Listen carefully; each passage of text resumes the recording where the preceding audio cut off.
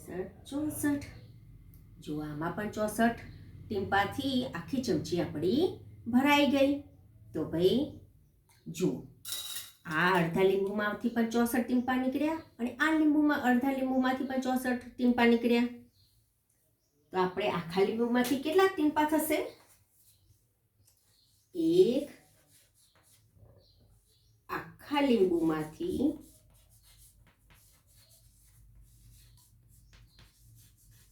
મળતા ટીમ્પા. તો આપણે બંનેનો સરવાળો કરીશું. પહેલામાં 64 હતા, બીજામાં 64. તો કેટલા થશે? 128. બરાબર બાળકો? 128 ટીમ્પા એક આખા લીંબુ શરબતમાંથી નીકળ્યા. એક આખા લીંબુમાંથી નીકળ્યા. હવે જુઓ બાળકો, લીંબુ નાનું હોય તો ઓછા ટીમ્પા નીકળે રસના, અને લીંબુ મોટું હોય તો વધારે રસના ટીમ્પા નીકળે. ખરું ને? તો એ બધા લીંબુ ઉપર જાય છે. હવે આપણે વાસણોમાં કેટલું પાણી સમાય તેના વિશે સમજ મેળવીશું. જુઓ બાળકો, અહીંયા મેં જુદા જુદા વાસણો લીધા છે. આ છે જગ, આ છે ટબ, આ છે ગ્લાસ, આ છે વાટકી અને આ છે તપેલી. બરાબર? તો હવે આમાં આપણે એક કપ લીધો છે. મારી પાસે આવો કપ છે. બરાબર? તમારા ઘરે ચાનો કપ જે પણ હોય તે ચાલે. બરાબર? હવે આ કપથી આપણે દરેક વાસણમાં પાણી કરવાનું છે. પાણી નાખીને જોવાનું છે કે એ વાસણમાં કેટલા કપ પાણી સમાયા. બરાબર ને? ચલો આપણે પહેલા એક વાસણ લઈશું, જગ. બરાબર? પહેલા આપણે અંદાજ લગાવો. જગમાં કેટલા કપ જશે? પાણી સમાશે? સરસ. બરાબર? તમે તમારો અંદાજ લખી દો. બરાબર? હવે આપણે ગણીને કરીશું. જો અહીંયા મેં પાણી તપેલી લીધી છે, તેમાંથી આપણે પાણી અંદર કરીશું. પાણીના કપ નાખીશું અને તમારે પણ ગણવાના છે બાળકો. જુઓ, 1 2 3 4 5 6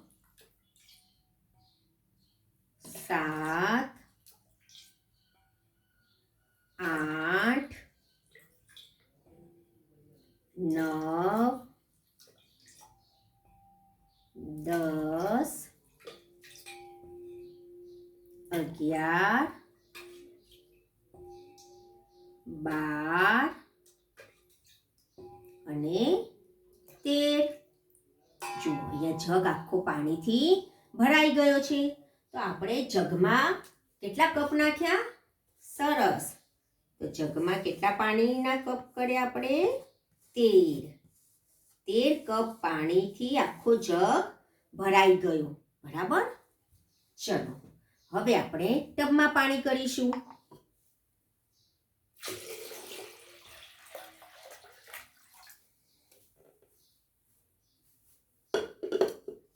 ચલો હવે કપમાં કેટલા, પહેલા અંદાજ લગાવો કેટલા કપ પાણી જશે અંદર. સરસ. હવે અંદાજ લખીને તમે સ્લીટમાં લખી દો. બરાબર. હવે આપણે સાચી રીતે કેટલા કપ અંદર જશે તે ગણીશું. 1 2 3 4 5. તો આપણા ટબમાં કેટલું પાણી સમાયું? 5 કપ. તો આપણે પણ લખી દઈશું અહીંયા.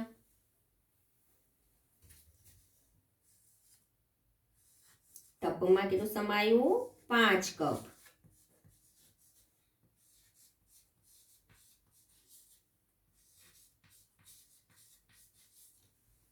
ચલો હવે ગ્લાસ લઈશું આપણે. જુઓ ગ્લાસ. ચલો ગ્લાસમાં અંદાજ લગાવીને કહો કેટલા કપ જશે પાણી. સરસ. તમે તમારો અંદાજ સ્લેટમાં લખી દો. ચલો હવે આપણે કપ માપીને કરીશું કેટલા કપ અંદર પાણી સમાશે.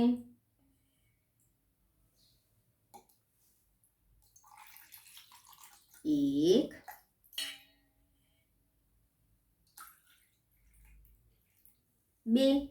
2 કપથી આખો ગ્લાસ પાણીથી ભરાઈ ગયો.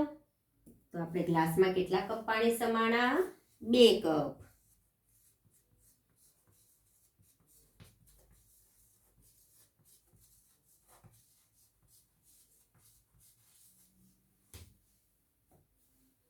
ચલો હવે આપણે વાટકી લઈશું.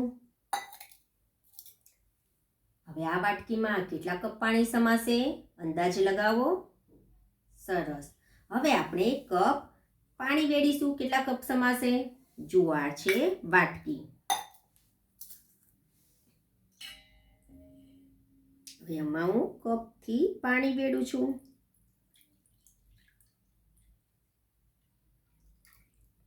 કેટલા કપ પાણી સમાયા? 1 કપ. ચલો લખી દો.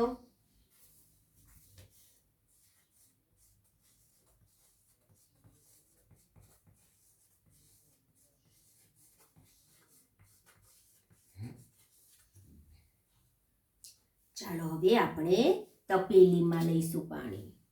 ચલો તપેલીમાં કેટલા કપ પાણી સમાશે? લગાવો અંદાજ. સરસ. હવે આપણે માપીશું કે આપણા તપેલીમાં કેટલા કપ પાણી સમાશે. ગણો તો મારી સાથે. 1 2 3 4 5 6 7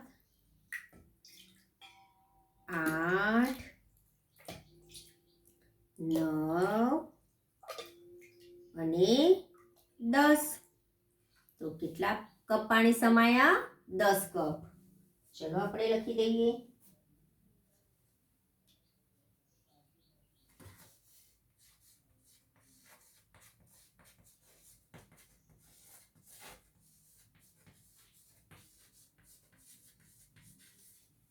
જોયું બાળકો, આપણે આ જુદા જુદા વાસણો લઈને આપણે અંદર કેટલા કપ પાણી સમાય છે તેના વિશે સમજ મેળવી. હવે તમારે પણ ઘરમાં જે પણ વાસણો હોય એ વાસણોના નામ અહીંયા લખવાના છે. બરાબર? થાળી, લોટો, વાટકી, રકાબી, કુકર, ડોલ, કોઈ પણ વાસણ લઈ શકો છો.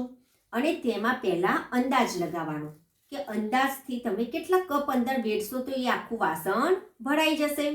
અને પછી તમારે ખરેખર કપથી પાણી વેડીને તેનામાં કેટલા કપ પાણી સમાય છે તેને લખવાનું છે. બરાબર ને બાળકો? તો તમારે આટલા સુધી પૂરું કરી દેવાનું છે. નમસ્કાર.